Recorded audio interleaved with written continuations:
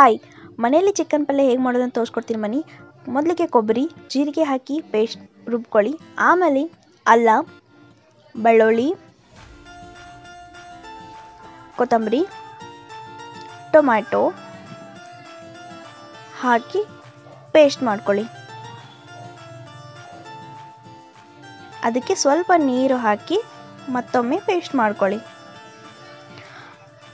ಆದಮೇಲೆ ಪಾತ್ರೆಯಲ್ಲಿ 3 ಸ್ಪೂನಷ್ಟು ಎಣ್ಣೆ ಹಾಕಿ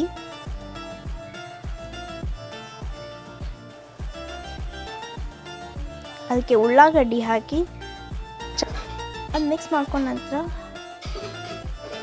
ಖಾರ, ಮಸಾಲೆ ಪೌಡರ್, ಅರಿಶಿನ, ರುಚಿಗೆ ತಕ್ಕಷ್ಟು ಉಪ್ಪು, ರುಬ್ಕೊಂಡಿರೋ ಪೇಸ್ಟ್ನ ಹಾಕಿ ಮಿಕ್ಸ್ ಮಾಡ್ಕೊಳ್ಳಿ.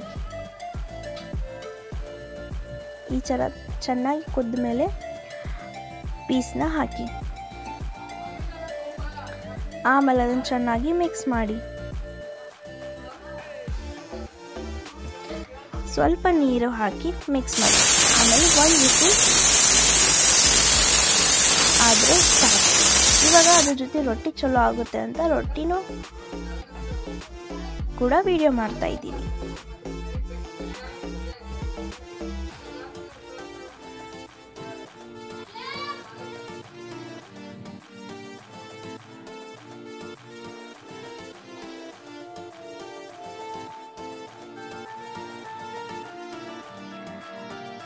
ಕೈ ರೊಟ್ಟಿ ತುಂಬಾನೇ ಟೇಸ್ಟ್ ಆಗಿರುತ್ತೆ ಚಿಕನ್ ಜೊತೆ.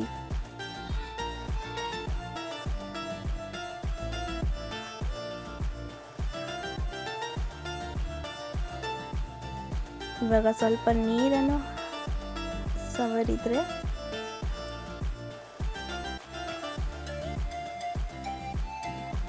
ಚೆನ್ನಾಗಿ ಉಬ್ಬುತ್ತೆ. ಇವಾಗ ಚಿಕನ್ ಪಲ್ಯ ಹಾಗೂ ರುಚಿ ರೊಟ್ಟಿ ರೆಡಿ ಟು ಟೇಸ್ಟ್. ಈ ವಿಡಿಯೋ ನಿಮಗೆ ಇಷ್ಟ ಆದಲ್ಲಿ ಲೈಕ್ ಮಾಡಿ, ಶೇರ್ ಮಾಡಿ ಹಾಗೂ ಸಬ್ಸ್ಕ್ರೈಬ್ ಮಾಡಿ. Thank you.